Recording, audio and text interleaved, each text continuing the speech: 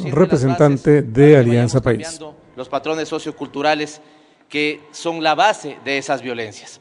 Buenas noches, presidente, legisladores, compañeros, compañeras. Quiero ser breve porque también lo importante será aprobar esta ley antes de que termine el día de hoy, siendo tan emblemático este 25 de noviembre.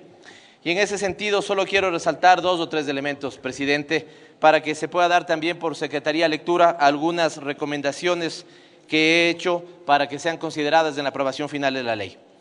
Pero los 2 o 3 elementos que quisiera resaltar, el primero tiene que ver con la importancia de que hayamos tenido y que tengamos tanto un grupo parlamentario para respaldar, proteger, auspiciar los derechos de las mujeres, de las niñas, de las adolescentes, como también que hayamos podido tener la sensatez de crear una comisión especializada para que esta ley pueda ser aprobada el día de hoy. Ese proceso nos permitió encontrarnos de mejor manera con aquellos que creemos que siempre somos oposición, pero que no nos damos cuenta de que cuando hay un tema tan fundamental, evidentemente dejamos de lado nuestras diferencias para trabajar sobre los derechos de, en este caso, las niñas, las adolescentes, las mujeres. En ese sentido estoy seguro que todos aprendimos y todos nos nutrimos y todos hicimos un ejercicio de democracia donde pudimos entender, como bien decía el asambleísta Palacios, que habiendo un problema necesitamos de enfrentarlo. Que la violencia contra las mujeres no es un problema solamente de las mujeres, es evidentemente también un problema que necesita la participación de los hombres y comprometerse a su erradicación, que necesita de todo el Estado y de toda la sociedad. No es un tema donde solo el Estado deba actuar, no es un tema donde solo la sociedad debe actuar. Este es un compromiso de país y en ese sentido, la discusión artículo por artículo, la discusión para un proyecto de ley votado de manera unánime, me parece que nos marca que evidentemente podemos tener diferencias políticas, pero cuando de derechos se trata es el pueblo ecuatoriano y en este caso las mujeres, las niñas, las adolescentes las que mandan y ahí nuestro interés fundamental. La segunda idea, presidente, es reconocer que detrás de esta ley están muchas mujeres, alrededor de organizaciones sociales, alrededor de movimientos, que vienen haciendo un trabajo largas décadas en el país. Así que para ellas un aplauso y una felicitación, porque si no fuera por su tesón, no estaríamos hoy tratando esta ley. Esta ley seguramente debió haber estado con mucho tiempo de anticipación, pero así es la vida también y nos da la posibilidad de que los hombres y mujeres que hoy somos parte de esta Asamblea Nacional podamos votar favorablemente por esta iniciativa legal. Y finalmente decirles nada más que una anécdota para que se pueda dar paso por Secretaría a la lectura de mis observaciones. En época de campaña fui el único hombre de entre 8 mujeres que fui invitado a un debate. Y en el análisis de saber si participaba o no participaba en el debate, tenía muchas recomendaciones de que no lo haga. En primer lugar, porque iba a ser el único hombre. En segundo lugar, porque habíamos tenido algunas deudas y eso hay que reconocer. En los últimos años hemos tenido muchísimos logros, muchísimos avances, pero en este tema teníamos también muchas deudas que debíamos solventar. Y por lo tanto, era exponerse a un punto donde íbamos a estar en una discusión complicada. Y pese a todas esas recomendaciones, decidí sí participar, decidí sí estar y ser el único hombre el único hombre entre 8 mujeres que debatimos estos temas. Y quedamos con el compromiso de que esta ley es nada más que un paso más en una agenda que todavía nos debe comprometer en algunos otros elementos. Así que, como han dicho algunos de mis compañeros, colegas, hombres y mujeres que me antecedieron, esta ley no cierra la agenda para trabajar por los derechos de las mujeres, la abre. Y de ahí que auspiciemos que el Grupo Parlamentario por los Derechos de las Mujeres siga trabajando y cosechando los éxitos que no son para esta Asamblea Nacional, sino que son para la sociedad, para las niñas, las mujeres y las adolescentes. Solamente quiero hacer énfasis en 2 elementos, presidente, que estoy planteando para que planteo que sean incorporados varios, pero quiero hacer referencia nada más que a 2. En el artículo 1 es importante dejar claro que la atención para las niñas debe ser prioritaria, específica y especializada, tanto para las niñas y las adolescentes. Estamos creando, y esta es una cosa muy buena, estamos creando otro sistema de protección, pero no debemos perder de vista la prevalencia que tiene el sistema de protección sobre la niñez. Así que eso debería estar recogido. La segunda, que me parece fundamental, es que esta ley, sin los recursos necesarios, no puede implementarse. Por eso, el artículo 17 debería decir: las instituciones del sistema, a través del presupuesto asignado por el ente rector de las finanzas públicas, priorizarán la implementación de esta ley y registrarán en el clasificador orientador del gasto las políticas de igualdad de género. Sin recursos esta ley no va a poder ser implementada, y por eso también anticipo lo que ustedes ya conocen, y es que en la aprobación del presupuesto para el año 2018 se ha puesto una recomendación absolutamente fuerte, y es que se garanticen los recursos para que el plan de erradicación de la violencia contra las mujeres pueda ser implementado. Por favor, señor presidente, con su anuencia, si se pueden leer las recomendaciones que he sugerido y están en secretaría. Secretaria, lea las recomendaciones de observaciones del asambleísta Pavel Muñoz.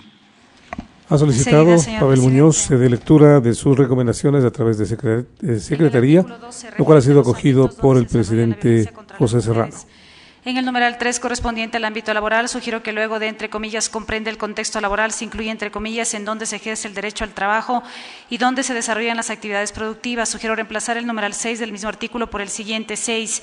Centros de privación de libertad. Comprende el contexto donde la violencia se ejerce en centros de privación de libertad por el personal que labora en los centros. De igual manera se debería mejorar la redacción del numeral 10. Para ello sugiero el siguiente texto: 10. Emergencias y situaciones humanitarias. Comprende el contexto donde la violencia se ejerce en situaciones de emergencia y desastres que promuevan las desigualdades entre hombres y mujeres, que pongan en riesgo la integridad física, psicológica y sexual de mujeres, niñas, adolescentes, jóvenes adultas y adultas mayores. El artículo 17 del proyecto sin duda es importante, sin embargo el presupuesto no debería ser exclusivo para las instituciones que integran el sistema, pues de hecho habrá instituciones que no forman parte de él y que se desarrollan programas y proyectos destinados a la erradicación de la violencia contra las mujeres, lo cual debe ser una política de Estado y no solo de determinadas instituciones. Por ello el presupuesto debería ser para la aplicación de la presente ley. Por ello sugiero que el artículo 17 quede redactado de la siguiente forma: artículo 17. Sostenimiento del sistema. Las instituciones del sistema, a través del presupuesto asignado por el ente rector de las finanzas públicas, priorizarán la implementación de esta ley y registrarán los montos en el clasificador orientador del gasto en políticas de igualdad de género. En el numeral 1 del artículo 21 debería agregarse la palabra entre comillas integral, luego del entre comillas sistema nacional.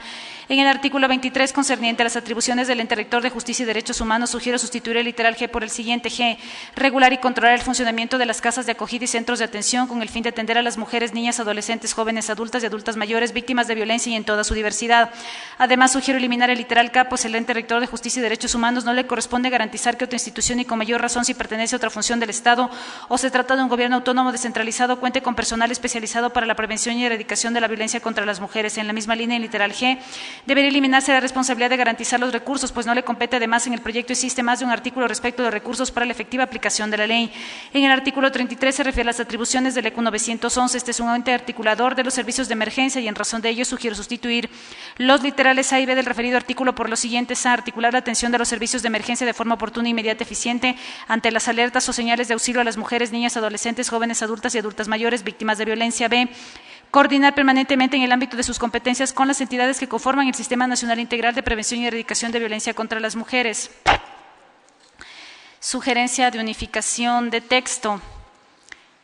Ciclo de vida por mujeres, niñas, adolescentes, jóvenes, adultas y adultas mayores. Para unificar el texto sugiero que se considere la redacción del artículo 7, enfoque de integralidad, y artículo 40, tercer inciso, eje de prevención, sustituir el término ciclo de vida por mujeres, niñas, adolescentes, jóvenes, adultas y adultas mayores. Sobre el artículo 21, numeral 11, se menciona que el ente rector del sistema debe garantizar la aplicación de las medidas administrativas. Sin embargo, preocupa que el Ministerio garantice la aplicación de las medidas cuando estas son otorgadas por GATS distintos, así como 221 GAT distintos, así como por los entes políticos, 1149 parroquias. Propongo reformular la atribución para que esté enmarcada en las acciones del monitoreo de la aplicación de la ley en el marco del registro único. Propongo sobre el artículo 21 de la ley y en el artículo 21 sobre las atribuciones del ente rector es necesario incluir otro numeral, por lo que solicito agregar el siguiente, entre comillas: solicitar a las instituciones integrantes del sistema el diseño y la aplicación de mecanismos de acción positiva en los servicios para garantizar la efectividad de la implementación de las medidas administrativas de protección otorgadas. Sobre el artículo 23, literal A, planteo lo siguiente: se recomienda eliminar del ente rector de Justicia y Derechos Humanos, puesto que no es competencia del Ministerio, sin embargo podría ser trasladado a la Defensoría del Pueblo, pues ellos son competentes. Quedaría en el artículo 37 como otro numeral: L. Verificar y controlar el cumplimiento y otorgamiento de las medidas administrativas. Sobre el artículo 23, literal H, planteo lo siguiente: artículo 23, literal H, solo se habla del sistema de Naciones Unidas, pero no se consideran los otros mecanismos internacionales. Frente a ello se recomienda incorporar al sistema interamericano, quedaría entonces H, hacer seguimiento y promover la implementación de las recomendaciones de los comités especializados de derechos humanos del sistema de Naciones Unidas y del sistema interamericano en materia de esa ley. Sobre el artículo 34, literal G, plantea lo siguiente: se menciona que deben fortalecer los equipos especializados, tales como trabajadoras sociales y psicólogas. Sin embargo, en ninguno de los literales expone la necesidad de contar con más jueces y juezas especializadas en la materia. Se recomienda incluir G, fortalecer los equipos técnicos de atención a las mujeres víctimas de violencia, que estará integrado por profesionales especializados en medicina, psicología y trabajo social, así como más jueces y jueces especializados en esta materia. Adicionalmente, plantea observaciones al artículo 59 relativo al sistema de alerta temprana. Al artículo 62 también hace una observación, sugiere otro texto y recomienda adicionalmente sobre la disposición reformatoria séptima, señor presidente. Presidente, con esto nada más 2 frases para que marquen nuestros próximos 4 años de legislatura y los próximos años de nuestra vida. Ni una menos, vivas las queremos. Muchas gracias. Intervención.